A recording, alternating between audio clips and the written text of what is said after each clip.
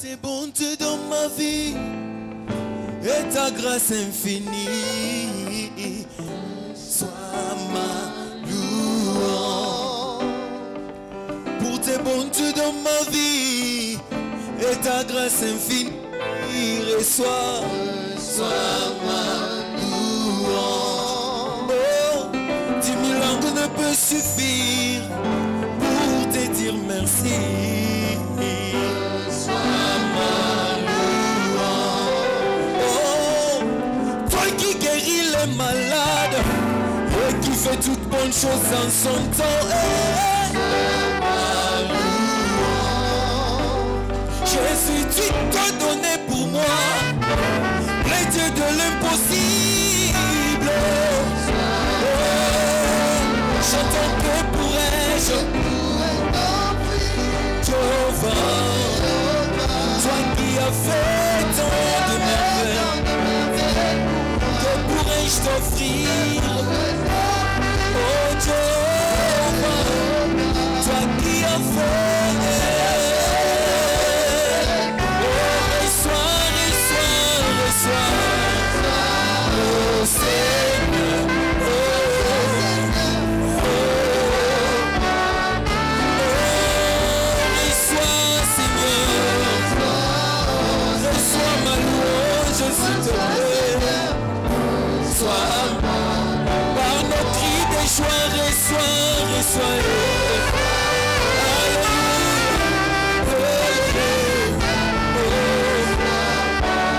Est-ce qu'on peut faire? Que pourrais-je t'offrir?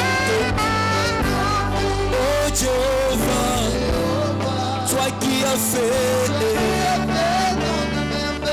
j'entends que pourrais-je t'offrir? Oh Jéhovah, toi qui as fait.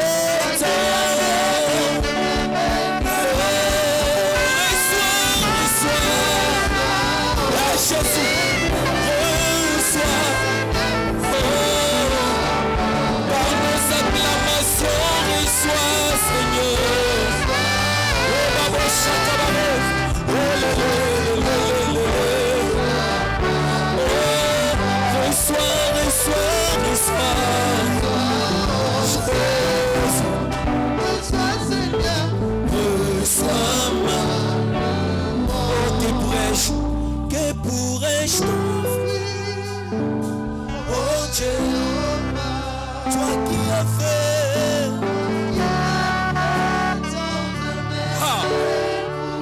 Que pourrais-je t'offrir? Pourrais-je t'offrir? Oh Jéhovah.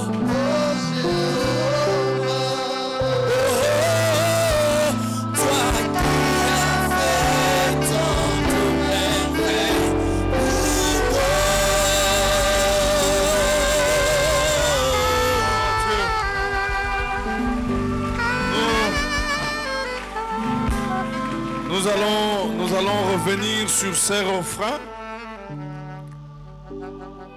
Tu as été malade, le Seigneur t'a guéri.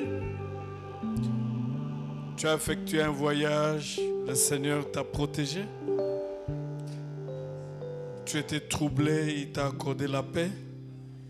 Je demande même à ceux qui sont dehors de bien vouloir se lever pour ceux qui le peuvent.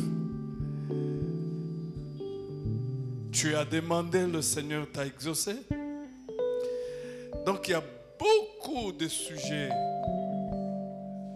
de louanges et d'actions de grâce. Alors nous allons revenir encore sur ce refrain-là. Reçois au Seigneur, reçois la louange. Tu as terminé tes études, tu as passé des promotions, tu as réussi aux examens d'État. Donc il y a beaucoup de choses. Tu t'es réveillé ce matin. Louez le Seigneur. Élevez vos mains, on va chanter.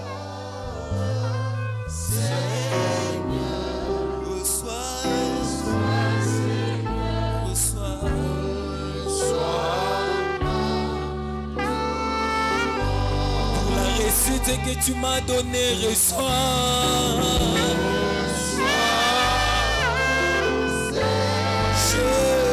Jésus,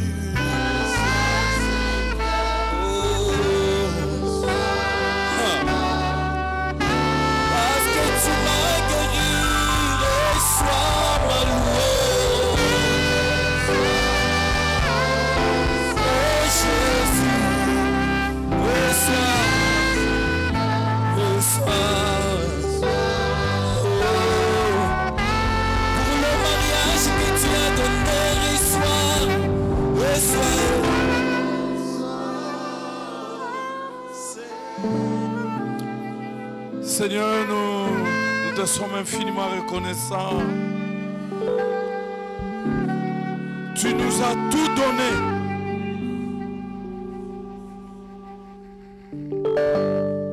Et tout donné en Jésus-Christ. Te louons pour tous tes bienfaits dans la vie de tes enfants, Seigneur. Tu es le Dieu très bon, Dieu de grâce. Tu as combattu pour nous, nous as accordé la paix. Merci pour le souffle de vie gratuit. Merci pour les mouvements. Sois élevé, exalté à jamais. Nous te bénissons aussi pour ces moments où nous voulons écouter ta parole. Sanctifie-nous par ta parole. Car ta parole est esprit et vie. Au nom de Jésus-Christ. Amen. Je vous salue dans le nom de Jésus. Nous allons prendre nos Bibles. À chaque fois, quand tu te réveilles, dis merci au Seigneur. Quand tu es sorti, tu rentres à la maison, dis merci au Seigneur. Tu es en paix, tu dis merci au Seigneur parce que la paix, on ne l'achète pas avec l'argent. Des gens qui ont de l'argent mais qui n'ont pas de paix. Nous allons lire Genèse 26. C'est un long texte. J'ai beaucoup aimé ce texte. Nous sommes toujours dans notre thème avec Dieu. Nous ferons les exploits. Alléluia. Les gens qui ont réussi dans cette vie, c'était des gens qui avaient une certaine détermination. Avec Dieu, nous ferons les exploits. Lui, il va s'occuper de nos ennemis. Et nous allons avancer. Donc avec Dieu. Alors, Genèse 26, je vais lire 1 à 4, puis je vais sauter. Il y eut une famine dans le pays, outre la première famine qui avait eu lieu au temps d'Abraham. Et Isaac alla vers Abimelech, roi des Philistins, à Guérar. L'Éternel lui apparut et dit, ne descends pas en Égypte. Il était en route vers l'Égypte. Parce que quand il y a eu la famine, son père est allé en Égypte. Et quand il y a la famine, lui aussi veut aller en Égypte. Et il est en route. Et Dieu arrive pour lui dire, ne va pas à l'Égypte. Reste dans ce pays. Et il dit, demeure dans ce pays que je te dirai, séjourne-toi dans ce pays ici, je suis avec toi et je te bénirai, car c'est à toi et à ta descendance que je donnerai toutes ces terres. Et il dit encore, je tiendrai ainsi le serment que je prêtais à ton père Abraham. Je multiplierai ta descendance comme les étoiles du ciel. Je donnerai à ta descendance toutes ces terres.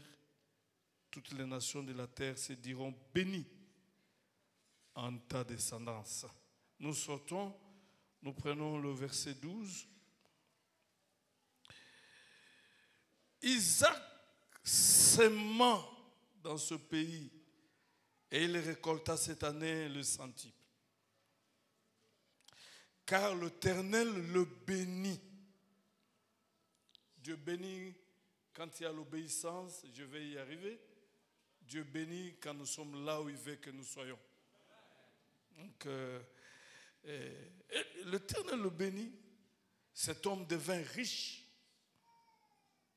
Et il alla en s'enrichissant de plus en plus. Quel Dieu formidable. Il n'était pas riche seulement parce qu'il y avait un tel mandat, un tel gouvernement. Mais il allait en s'enrichissant dans un pays où les gens étaient pauvres, des Philistins, médiocres. Et la Bible dit, au point d'être vraiment fort riche, il avait un cheptel de petit bétail, un cheptel de gros bétail et un grand nombre de serviteurs. Aussi, le Philistin devint jaloux de lui. Voilà le problème des ennemis. Jaloux. Vous pouvez prendre vos places. Gloire à Dieu. Avec Dieu, nous ferons les exploits. C'est lui qui écrasera nos ennemis.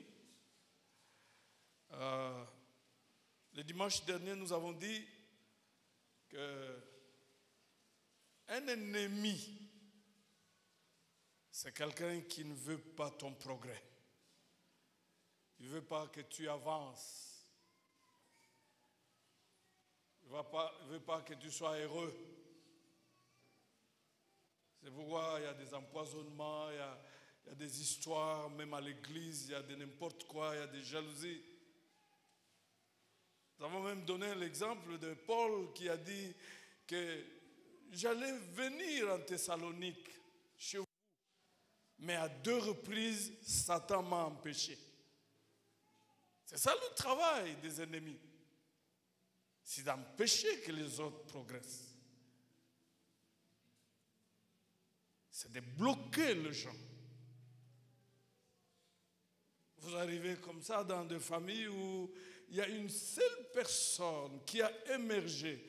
Mais s'il faut chercher à connaître comment il a émergé, comment il s'est élevé, vous allez vous rendre compte qu'il a touché là-bas, il a touché ici, tout ça, et il a bloqué tout le monde. Pour que quand les gens ont besoin même du sucre, il faut qu'on aille chez lui. Il dit, j'allais venir à 2 reprises. Satan m'a empêché. Et vous voyez comme ça dans la vie, combien des enfants de Dieu ont été empêchés par Satan pour réaliser un projet, pour voyager, pour faire les affaires. Et nous avons vu aussi comment Jésus nous a montré l'œuvre du diable en donnant cette parabole du semeur qui sort, qui sème le bleu, et la nuit, l'ennemi vient. Et Jésus dit que l'ennemi vient semer de l'herbe. Et c'est ça le travail du diable. Il veut même détruire la bénédiction. Détruire la bénédiction.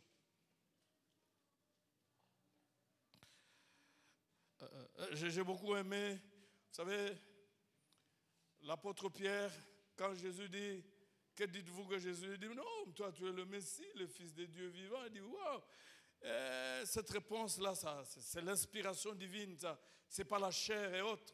Mais quelque temps après, quand Jésus commence à parler, comment il doit souffrir, comment il sera malmené par le méchant, c'est le même Pierre qui se lève et dit, non, cela ne t'arrivera pas. J'ai beaucoup aimé la réponse de Jésus. Arrière de moi, ça, Satan. Parce qu'en fait, la volonté de Dieu pour le Seigneur Jésus, c'était de venir mourir sur la croix pour sauver l'humanité. Et il devait passer par la souffrance. Et voilà comment le diable vient injecter des pensées inutiles. Et il était prêt. Il faut être souple avec les conseils de votre entourage. Être capable d'avoir le courage de rejeter les conseils des méchants. Parce que si Jésus n'était pas mort sur la croix, l'humanité ne devait pas être sauvée et il ne ferait même pas la volonté de Dieu. Donc, le diable, dans le combat, il vous empêche à faire la volonté de Dieu. Quelqu'un même a dit que si le diable ne réussit pas à te faire tomber dans le péché, il va tout faire pour t'occuper, te donner d'occupation, tout ça, afin que tu oublies Dieu. Et vous voyez, ils sont nombreux dans l'église comme ça. Ils ne sont pas tombés dans le péché, mais ils ont oublié Dieu. Ils n'ont pas le temps pour méditer la parole de Dieu. Je n'ose pas poser la question, qui a médité ce matin? Mais je pose quand même, qui a médité ce matin? Voilà. Ils ne sont pas nombreux. Ils ne vous donnent pas le temps de passer du temps dans la prière, ainsi de suite. Donc, vous n'êtes pas tombé dans le péché, mais il vous a eu. C'est comme ça que nous avons affaire à l'église, à des gens rétrogradés. Ils ne sont pas prêts à même annoncer la bonne nouvelle aux gens. Ils sont là, ils sont devenus des chrétiens des images. Ils s'empressent, même s'ils sont là, vous êtes à temps, tout ça. Non, mais quelque part, il vous a eu. Mais nous avons dit aussi dimanche dernier que dans la vie, il faut combattre le vrai ennemi. Et nos vrais ennemis, ce ne sont pas les hommes. Parce que Paul a dit, nous n'avons pas à lutter contre la chair et le sang, mais nous avons à lutter contre les esprits mauvais, les puissances de ténèbres, les esprits de l'air, les esprits méchants. Ce n'est pas contre la chair et le sang. En fait, beaucoup d'enfants de Dieu n'ont pas gagné le combat parce qu'ils se sont trompés des ennemis. C'est le diable, ce sont des démons qui utilisent les gens, qui mettent la jalousie, qui utilisent les gens, qui mettent la sorcellerie, qui utilisent les gens, qui mettent beaucoup d'autres histoires inutiles, qui utilisent les gens pour diviser les gens, c'est le diable. Donc il faut avoir ce discernement qu'avait le Seigneur Jésus pour voir le diable derrière les belles propositions de Pierre, mais qui n'avaient rien à voir avec la volonté de Dieu. En fait, ce que les enfants de Dieu n'ont jamais compris est que quand tu chasses ces démons-là, finalement, la personne qui faisait toutes ces histoires, il ne le fera plus. Et la guerre est terminée. Le jour où le Seigneur Jésus a chassé plusieurs démons chez les fous, il n'est plus resté dans le cimetière. Il n'était plus agressif. Il est allé évangéliser. Au lieu d'être là pour critiquer les gens, mais tu vois un peu la sœur là, comment il s'est habillé, la jupe jusqu'ici, parce qu'il y a même des femmes mariées ici qui s'habillent comme ça, de manière moins décente. Il faut chasser ces démons-là. Il ne va plus s'habiller comme ça dès que les démons sortent. Parce que le Saint-Esprit, il n'est pas superficiel comme ça. Le jour où vous chassez les démons de la sorcellerie chez quelqu'un, mais il ne sera plus sorcier. J'ai eu la grâce d'annoncer l'évangile à un sorcier âgé de 100 ans qui avait bouffé pratiquement tous ses enfants et il est resté avec le petit enfant. Et il a reçu Christ. J'ai prié pour lui. Et après, le petit enfant avait la vie sauve parce que personne ne pouvait plus le manger. Il avait exterminé tous ses enfants. Je me rappelle, il y a 2 semaines passées, nous sommes allés à la mort d'un gars ici, tout ça. Et puis on était assis attendant le corps qui va sortir. Et puis le responsable des chaises là, il est venu. Il dit, mais il faut foutre un bon, hein.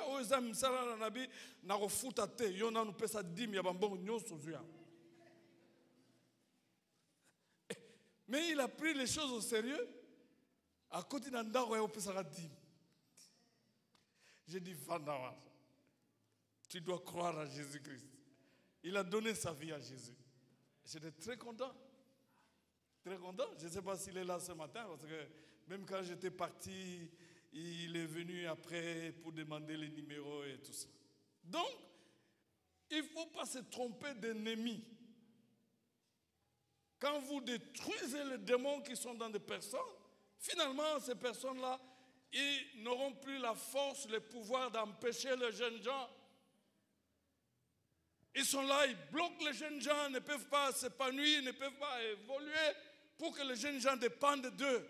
Quand vous êtes dans une famille, vous dépendez d'une même personne, ça, ce n'est pas de Dieu. Dieu veut que les gens soient autonomes. Et puis on peut s'entraider. Alors, je reviens vite dans ce texte. Le texte dit quoi? Isaac est en difficulté, il y a la famine, mais il prend la décision de faire comme son père. C'est-à-dire fuir la famine à l'Égypte. Vous allez, quand vous lisez ce texte, vous allez voir que c'est très intéressant. Il fait exactement comme son père, même quand il arrive dans ce pays-là, il trompe aussi que ce n'est pas sa femme, c'est sa soeur. Seulement le roi va découvrir qu'il est en train de blaguer avec sa femme. Il dit, ah, mais comment il peut blaguer avec sa soeur? Mais il y a aussi un enseignement positif pour les mariés là-bas. Il faut avoir quand même le temps de blaguer avec la femme. Mais il veut faire exactement comme son père. Et c'est pourquoi Dieu lui apparaît pour dire, ne va pas en Égypte. Reste dans le pays que je te montrerai et là je te bénirai. La première chose que me redire, vous voulez faire des exploits parce que l'adversité, les difficultés, ça nous arrivera toujours. Vous voulez faire des exploits, la première chose, vous devez savoir que vous n'êtes pas obligé de faire comme les autres. Vous n'êtes pas obligé. Il faut avoir le temps de prier, chercher la volonté de Dieu. Qu'est-ce que Dieu veut exactement? Et c'est dans ce piège-là qu'Isaac voulait tomber. Vous n'êtes pas obligé de faire comme les autres. Vous êtes unique, chers frères. Vous n'êtes pas une photocopie de quelqu'un d'autre, même pas de ton père. Même si vous avez des ressemblances, vous n'êtes pas sa photocopie. Vous avez été créé comme tel, avec des talents propres. Vous avez des dons particuliers. Donc vous n'êtes pas comme les autres. Il ne faut pas. C'est bien de s'inspirer de ce que Dieu a fait dans la vie de tel autre qui a réussi. Mais il ne faut pas oublier que vous êtes vous. Pourquoi je le dis? Parce que si Dieu a suivi un tel schéma pour celui qui a réussi, il n'est pas obligé de faire la même chose avec vous. Ce n'est pas un Dieu qu'on contrôle. Il n'est pas un Dieu qui a des formules stéréotypées. Prenons un exemple. Daniel, pour accéder à la haute hiérarchie dans ce cercle, il n'a expliqué que le songe. Parce que c'est la grâce que Dieu lui accordait. Mais Joseph a expliqué aussi les songes. Mais il est passé par le citerne, il est passé par Potiphar pour devenir domestique. Et il est passé par la prison. Et après, il a expliqué les songes. Dieu n'est pas prisonnier de schémas ou de formules qu'il utilise pour bénir l'un ou l'autre. Saoul, pour passer au trône, était derrière à la recherche des ânesses de son père jusqu'à ce qu'il a rencontré Samuel et il est passé au trône. Mais David, pour aller au trône, c'est Samuel qui est allé le chercher en envoyant le membre de sa famille. Dieu n'est pas obligé. Ce que nous devons faire, c'est de chercher à savoir qu'est-ce que Dieu veut et où il veut que nous soyons. Qu'est-ce que je voulais encore dire? Moïse, pour accéder dans la maison de Pharaon, est passé par le Nil. Et il est passé par le Nil en étant dans le panier. Ce n'était pas comment dirais-je, une vedette, un bateau de luxe ou quoi que ce soit, mais il est passé par le Nil dans un panier. Il n'y avait pas un canon rapide, c'est dans un panier où il était là. Mais heureusement, parce que c'est la voie que Dieu avait choisie, ils étaient dans le panier avec Dieu. Et les crocodiles du Nil ne pouvaient rien faire. Les hippopotames du Nil ne pouvaient rien faire. La vague du Nil ne pouvait rien faire. Mais la voie pour entrer dans la maison de Pharaon, c'était le Nil. C'est ça un peu le problème dans cette ville avec l'huile d'olive. C'est ça le problème. Si Dieu t'a inspiré d'utiliser l'huile et pour oindre quelqu'un et prier pour qu'il soit guéri, prier pour que les démons soient chassés, ça ne devient pas une formule générale. Il faut toujours attendre. C'est Dieu qui veut. Et Isaac voulait faire exactement comme son père. Mais Dieu l'a intercepté.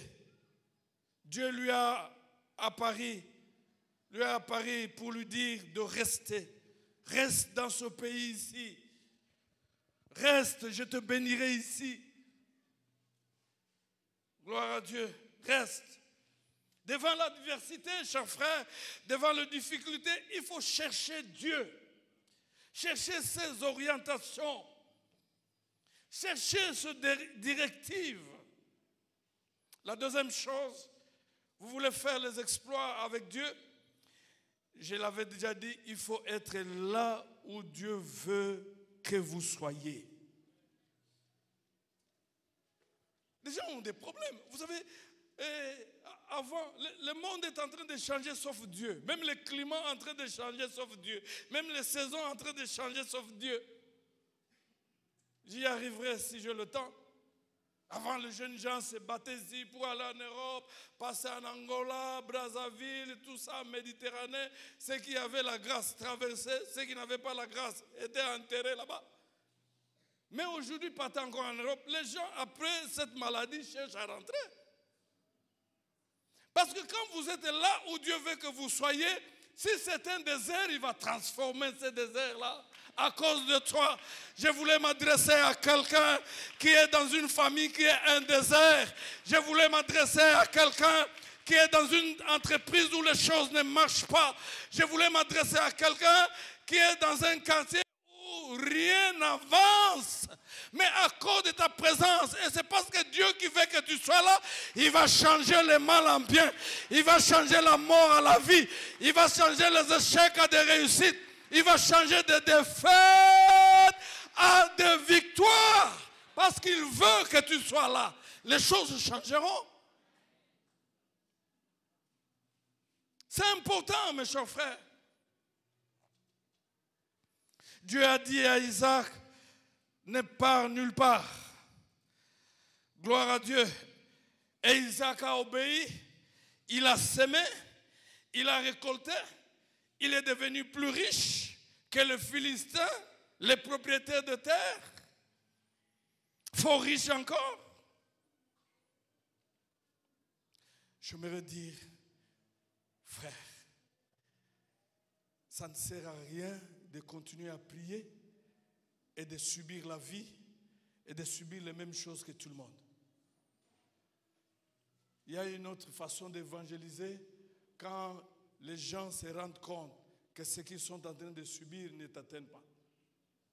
Et ils viendront te poser la question, quel est le secret? Tu leur diras, le secret c'est Jésus, c'est tout. Le secret c'est Jésus. Isaac était en train de prospérer à un endroit où il n'y avait rien. C'est pourquoi ça suscitait la jalousie. Même à l'église, les gens qui sont jaloux des autres, ce sont les gens qui ne progressent pas. Ils sont jaloux quand il y a il y a Kanzaradine. A Kanzaradine, a zo Kanzane pour me mouza va peser. Yo linga Kanzanine. Il faut être là où Dieu veut que tu sois. La Bible dit dans Exode 33, 21 à 23, si Moïse n'était pas dans les rochers où Dieu l'avait montré, parce que Moïse a dit à Dieu, Seigneur, je veux voir ta gloire. Et Dieu l'a indiqué un lieu. S'il n'était pas à ce lieu-là, il ne verrait pas Dieu. Il a obéi, il est allé jusqu'au rocher, il était là et Dieu est passé et il a vu la gloire. Quand Dieu vous attend à l'église, même vous qui nous suivez en ligne, à part ceux qui sont à l'étranger, mais vous êtes ici dans la ville, vous suivez les cultes en ligne, ça n'a pas de sens. Il y a des bénédictions qu'on va bénéficier ici que vous n'aurez pas. Parce que Dieu va comprendre. Moïse est allé se placer là où Dieu voulait qu'il soit. Et il a vu Dieu. Si c'est le temps de l'église, tu es dans ta ferme en train de faire le champ.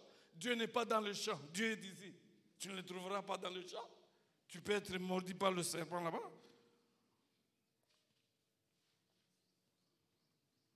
Zachée était à un bon endroit. Et alors il a rencontré Christ. La Bible dit dans Luc 19, 1 à 10, qu'il était court. Et il y avait la foule. Mais il avait l'envie de rencontrer Jésus. Ce qu'il a fait, il a couru. Il est monté sous l'arbre. Et le Seigneur Jésus est venu. Et il est arrivé là. Il a dit, descends, aujourd'hui je vais manger chez toi. Il a obtenu le pardon de ses péchés. Il a été à un endroit. Si Bartimée n'était pas à un endroit indiqué par Dieu, par Jésus, il n'aurait pas vu Jésus-Christ. Il n'obtiendrait jamais le miracle. Et ils sont nombreux dans l'église qui n'ont pas de miracle parce que ce n'est pas à ce moment-là. Moi, je voulais m'adresser même à ceux qui viennent en retard. Peut-être le miracle de Dieu peut passer quand il y a l'adoration. Il y a des gens qui ont été bénis pendant le temps d'adoration, un point trait. David est tombé avec Bathsheba parce qu'il était là. Dieu ne l'attendait pas là. Dieu attendait David dans le champ de bataille. David était un homme de guerre. Lui est resté dans le jardin en train d'observer. Il contemplait Papa Dieu. Et le diable a montré la femme. Il est tombé. S'il était dans le champ de bataille, il ne tomberait pas. Combien sont tombés dans le péché, dans l'impudicité, dans l'adultère, parce qu'ils ne sont pas à un endroit où Dieu veut qu'ils soient. J'aimerais dire à quelqu'un ce matin, ne fréquente plus ces endroits, Dieu n'est pas d'accord. Si tu veux être béni, je crois que c'est d'ici, je vous ai dit un jour, une maman entend seulement la voix, quitte, va à l'église. Il n'y avait pas d'activité ces jours-là. Mais elle a obéi seulement, a pris les enfants et est partie. Et quelque temps après, on vient lui dire que ta maison a été foudroyée. Ils sont nombreux qui sont morts comme ça. Parce qu'ils n'étaient pas dans des endroits, ils sont morts à l'hôtel. Et ils ont fait la vaisselle à l'hôtel. Mais à l'hôtel, tu es allé faire quoi?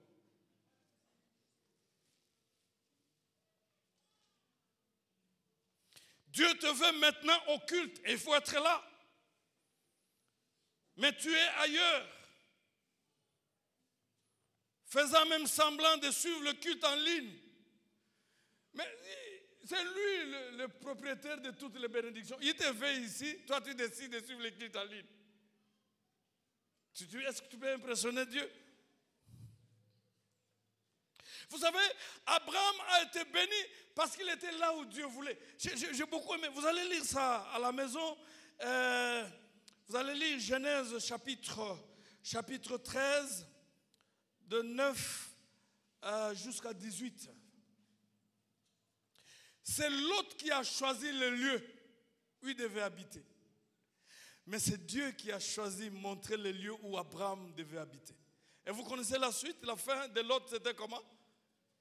Il est sorti sans femme. Forcé à devenir célibataire. Et la fin, c'est l'inceste. Parce que si sa femme était là, il ne serait pas incestueux. Il est allé choisir lui-même le lieu. Et quel lieu? Près des homosexuels. Vous savez, même pour choisir les quartiers où tu dois louer, il faut demander toujours la volonté de Dieu. Il y a des gens qui ont habité des maisons, ils sont venus avec de l'argent, ils ont quitté la maison là sans argent, des fois sans enfants, parce qu'ils n'ont pas bien prié. D'ailleurs, moi, j'ai décidé de ne pas beaucoup prier pour les gens qui viennent. Oh, prie pour moi pour le loyer. Non, viens, je prie pour toi pour une maison. Ce n'est pas une faveur donnée à une catégorie de personnes. Et toi, tu as fait quoi? C'est toi qui as tué le Seigneur?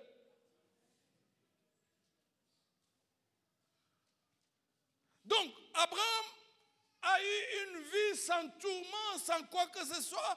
Et de temps en temps, il devait venir à la rescousse de son neveu. Mais son neveu avait un mauvais choix.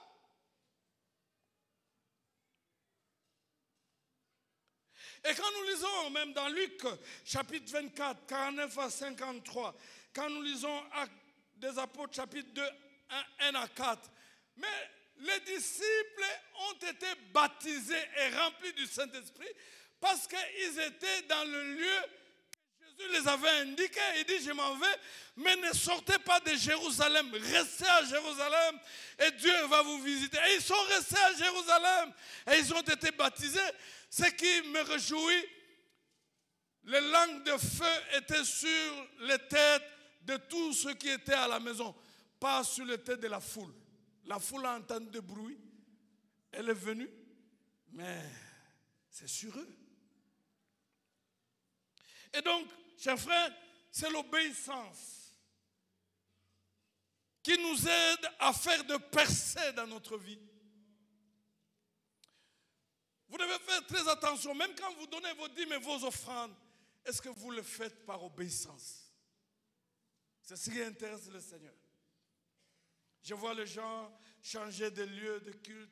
Pendant la semaine, ils sont à Limete. Et puis les dimanches, ils sont ici. Sanguisa. Et les choses ne marchent pas. Oh non, mais chez vous, là, il n'y a pas l'esprit. Il y a l'esprit où? Mais partout où Jésus est, il y a l'esprit. Ce n'est pas seulement là où vous avez des photos des apôtres et des prophètes qu'il y a l'esprit. Qui vous a dit ça? Ici, les gens seront bénis en désordre. Ici. Hier, j'ai eu à prier pour un jeune homme. Je ne sais pas s'il a déjà terminé. Je pense qu'il n'a pas encore terminé. Hein? Il finit ici. Ici.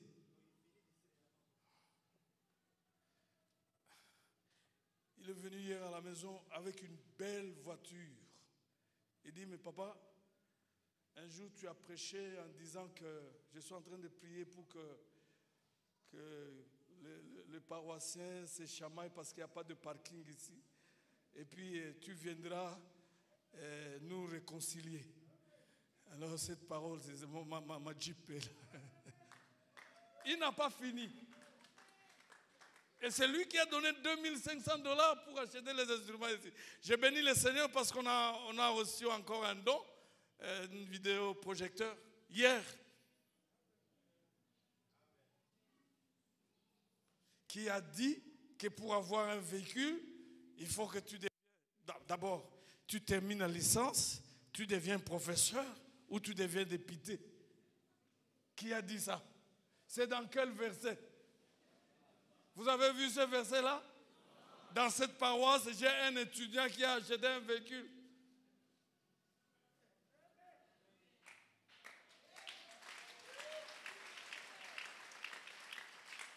C'est ça que je dis. Qu'il y a une nouvelle jeune génération qui monte.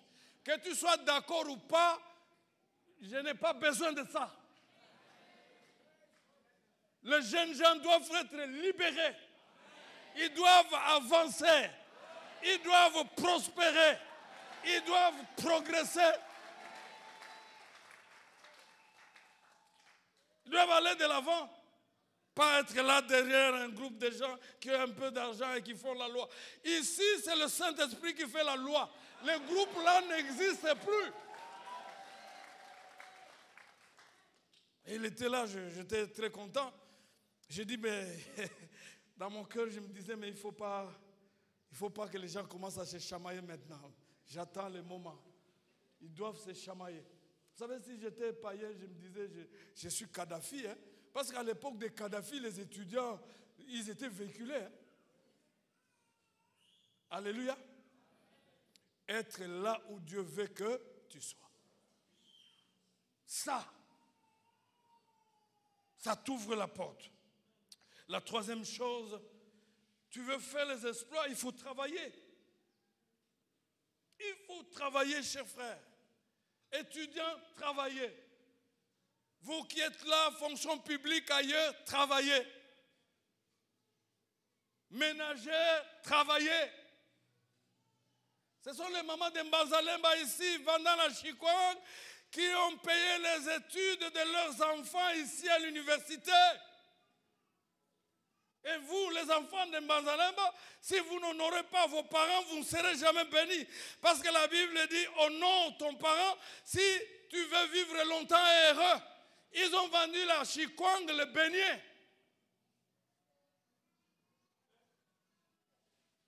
Élever les enfants, c'est une affaire de cœur. Il faut travailler. C'est là où dans 1 Corinthiens 15, 57 à 58, la Bible dit, travaillez de mieux à mieux. Et le Seigneur va vous payer. Ce verset signifie travailler même en exagérant. Travailler avec débordement. Et le Seigneur va vous payer. Pas question d'étudiants et de qui que ce soit. Mettez-vous au travail. Vous qui étudiez, étudiez sérieusement. Professeurs d'université, travaillez. Réactualisez aussi les syllabus quand même.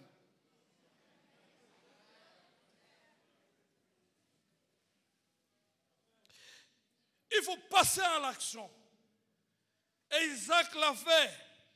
Quelqu'un a dit, il y a deux catégories de personnes dans ce monde. Il y a des personnes qui sont prêtes à passer à l'action. Mais il y a aussi des personnes qui ont peur de se tromper. Et ils sont hésitants. Ils ne veulent pas oser.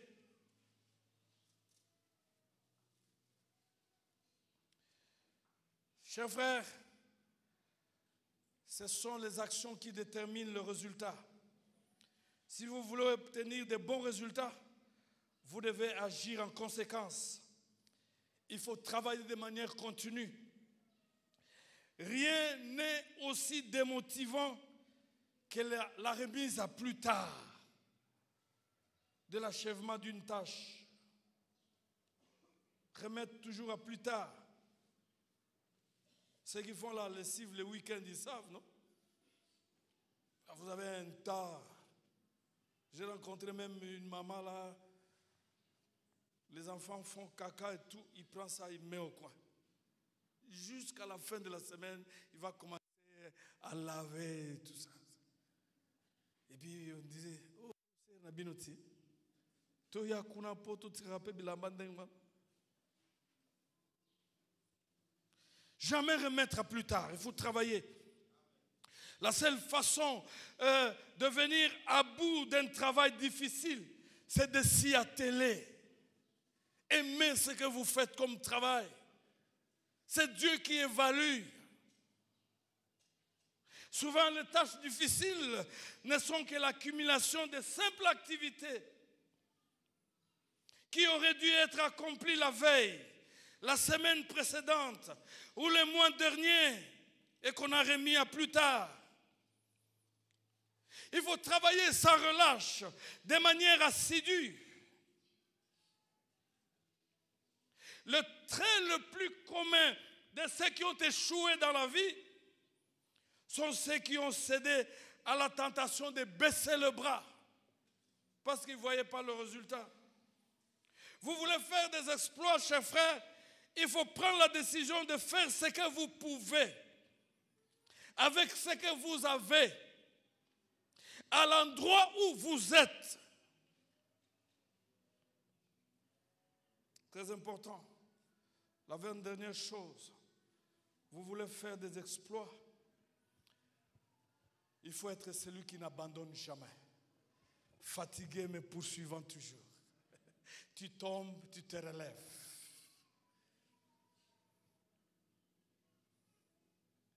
Tu poses le problème des fiançailles, on refuse. Tu rentres encore à la retraite, tu reviens encore. Pose encore, même 3, 4, 7 fois. La Bible nous dit que Isaac devient fort riche. Et les ennemis sont jaloux. Qu'est-ce qu'ils ont fait? Ils ont commencé à mettre du sable dans le puits. Or, s'il n'y a pas d'eau, nous sommes dans un endroit désertique, s'il n'y a pas d'eau, l'agriculture est foutue, l'élevage aussi est foutu. Le diable utilise les personnes dans ce monde, dans nos familles, dans le quartier, dans l'église. C'est au moment où nous sommes élevés. Quand il n'était pas fort riche, on n'était pas jaloux, on ne l'a pas attaqué. Mais quand on s'est rendu compte qu'il est devenu très riche, la Bible nous dit, ils ont commencé à le jalouser. Mettre du sable dans le puits. Mais malgré cela, il ne s'est pas découragé. Il a continué à creuser d'autres puits. Il creuse, on met du sable, il creuse d'autres, on met du sable, il en creuse encore d'autres. Voilà l'attitude de quelqu'un qui veut gagner. Il n'abandonne jamais parce qu'il s'abandonne entre les mains du Seigneur. Vous allez lire ça de 12 à 22, même chapitre 26, 12 à 22. La Bible nous dit ceci. Mais finalement, on ne comprenait plus Isaac, on l'a même chassé. Mais même quand on l'a chassé, là où il est allé, il continuait à creuser des puits. Continuez. Creuser des puits.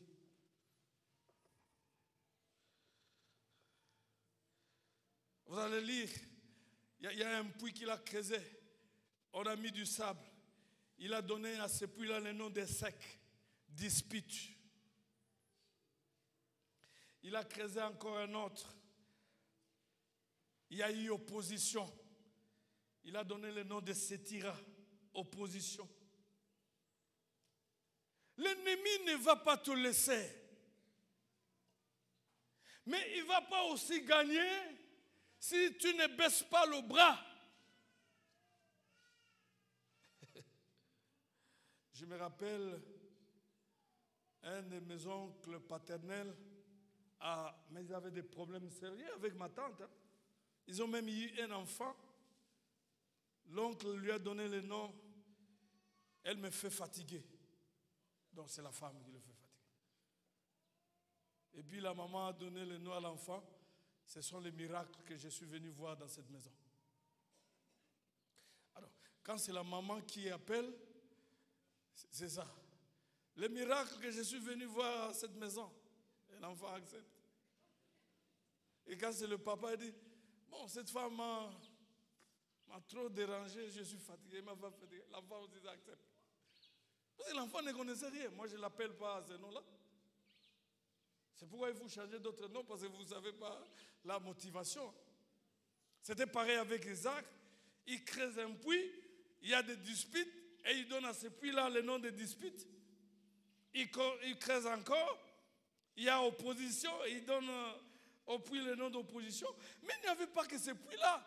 La Bible dit qu'il a creusé un autre puits où il n'y avait ni combat, ni guerre, ni dispute, ni opposition. Il a dit, waouh, je donne à ce puits le nom de Rehoboth. L'Éternel m'a mis au large, maintenant je peux prospérer. Est-ce que je m'adresse à quelqu'un? Gloire à Dieu, gloire à Dieu. Il n'y a pas seulement des puits d'opposition, il n'y a pas seulement des puits de dispute, mais dans ta vie, Dieu a placé aussi un puits qui s'appelle Rehoboth. Il n'y aura ni opposition, ni combat, ni conflit, et tu vas prospérer. Et ma prière pour toi, c'est dimanche, et gloire à Dieu, tu as vu le puits, tu as vu le puits. Il ne reste qu'un seul puits, Rehoboth. Et Dieu m'a mis au large. Je vais prospérer. Tu vas prospérer avant la fin de cette année. Il faut avoir de la persévérance comme Isaac. La persévérance d'Isaac a donné des résultats. D'ailleurs, avant de passer, je me redis, est-ce que pendant tous ces combats, Dieu était absent? Non. C'est Dieu qui lui a dit d'être là. Et il va le bénir là. Et il a été béni, mais il y a eu des combats. Mais Dieu était là. Le silence de Dieu ne signifie pas l'absence de Dieu. Parce que vous allez voir, vers 28, 30, Dieu réapparaît encore. Après Rehoboth, je suis en train de dire à quelqu'un, je suis en train de m'imaginer la veillée de prière de cette année, ça sera comment? Il y a Dieu qui va se révéler à quelqu'un. Après avoir combattu toute cette année, il dit, je suis l'Éternel qui te bénit. Qui t'est apparu pour la première fois et qui t'apparaît pour la dernière fois parce qu'il n'y aura plus le combat. La Bible dit on te fera la guerre mais la victoire est non négociable. Elonga ezande nangambu na yo bitumba ezanango banguna bazanango bazocha bango mabele na mabulu bacha mesuka suka Rehoboth ezali Rehoboth yako bimaka na suka Rehoboth ndeza sifflé à suka. Rehoboth match pesa nini? La persévérance. Il faut persévérer. Gloire à Dieu. Ah, je n'ai pas le temps. La dernière chose, je saute les autres éléments. Vous voulez faire les exploits? Vous devez savoir. Vous devez avoir en tête que même si les saisons changeaient, Dieu ne change pas. Ah, Dieu ne change pas. Même si les saisons changent. Quand vous lisez Genèse 26, 2 à 4, Dieu est apparu à Isaac. Mais Genèse 26, 22 à 25, Dieu est réapparu encore. Quand Rehoboth était là, pour le rassurer. Il était silencieux, mais il n'était pas absent. D'ailleurs, c'est lui qui menait le combat. Parce que Isaac dit clairement, Dieu m'a mis au large, je peux sans contestation, ni contradiction, ni opposition, ni dispute. Retenez ça dans vos combats. Je suis en train de m'adresser à quelqu'un ce dimanche. Je ne sais pas qui, quelle que soit l'adversité, sache-le que les saisons peuvent changer, mais ton Dieu qui est le Dieu des saisons ne change jamais. Il reste le même. Ah donc, ne jamais laisser la saison que tu traverses maintenant te faire douter du bien que Dieu a préparé pour toi. Ne donne pas l'occasion à ça. Pendant des moments difficiles, je ne vais pas appeler tout le monde à passer parce que l'intention c'était de prier pour les gens. Mais le temps est passé. Pendant ces moments difficiles, tu peux tout oublier sauf la bonté de Dieu. Accroche-toi. Il est bon et il est fidèle. Ne jamais oublier. Voilà, ne jamais oublier que avec Dieu, même une mauvaise saison finit toujours par produire de bonnes récoltes pour ta vie. Ne jamais oublier. Isaac a passé une très mauvaise saison, mais les fruits sont là. Les fruits sont là. Je vous demande à vous mettre debout, nous voulons prier. Nous voulons prier.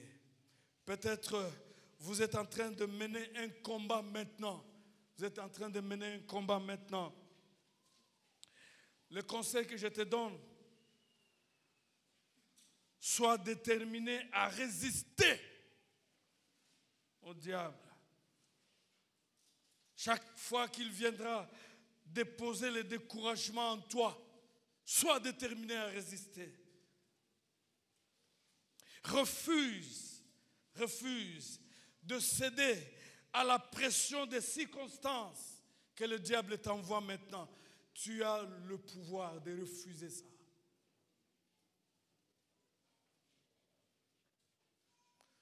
De refuser cette pression. Et si tu fais face maintenant à une épreuve quelconque, décide s'il te plaît, décide de ne pas y succomber. Nous sommes ce que nous décidons. Sois ferme, sois inébranlable en t'appuyant sur les promesses de Dieu. Dieu n'a pas dit à Isaac que tu sombreras. Mais il a dit, si tu restes là, tu seras béni. J'aimerais dire à quelqu'un ce dimanche, peut-être le diable essaiera constamment de te faire croire que ta situation est désespérée. C'est faux. Le Saint-Esprit habite à moi, je dis c'est faux. C'est du mensonge. Car celui qui est l'espérance de la gloire habite en toi. Peut-être le diable va sans cesse répandre le doute, la défaite, le découragement. Sache que Dieu a promis de te faire toujours triompher en Christ. Ça, c'est seulement ça. N'oublie pas. Sache que ta victoire sur l'adversité, tu vas la rencontrer aujourd'hui. Et ton demain est garanti, malgré les épreuves. Alors, je te prie d'être déterminé à gagner. Déterminé. Est-ce qu'il y a quelqu'un qui est déterminé? Encore ce matin? Il y a quelqu'un qui reprend le courage? Alléluia. Nous pouvons prier le Seigneur. Élevons nos mains, prions Dieu. Gloire au Seigneur. Gloire à Dieu. Gloire à Dieu. Gloire à Dieu. Tu es obligé de faire les exploits. Tu es obligé de gagner. Gloire à Dieu. Tu es obligé de réussir. Tu es obligé d'aller de l'avant. Tu es obligé de prospérer, mon frère. Je le dis au nom de Jésus. Tu es obligé. Gloire à Dieu. Gloire à Dieu. Gloire à Dieu. Tu es obligé. Lève-toi. Prends courage. Tu es obligé. Lève-toi. Avance. Tu es obligé, lève-toi, décide. Tu es obligé, lève-toi, reprends encore. Tu es obligé, lève-toi, car celui qui est en toi, il est plus grand que celui qui est dans le monde. Il s'appelle Jésus, car celui qui est en toi, il est l'espérance de la gloire. Car celui qui est en toi, il sauve, il guérit. Car celui qui est en toi, il élève et il abaisse. Car celui qui est en toi, il crée même le chemin dans le désert. Lève-toi, gloire à Dieu. Dis au diable que tu es menteur. Ce que Dieu m'a dit, c'est ce qui arrivera. Et tu le bénis. Gloire à Dieu. Est-ce que tu es là? Gloire à Dieu. La victoire est non négociable. Le combat est là. La lutte est là. L'adversité est là. Les épreuves sont là. Mais la victoire, le Dieu de triomphe, le Dieu qui gagne toujours, il est en toi et il est avec toi. Rehoboth t'attend. Rehoboth, gloire à Dieu. Il y a eu Ezek, il y a eu Ezek, même maintenant, il y a Rehoboth. Dieu m'a mis au large. Maintenant, je peux prospérer sans combat.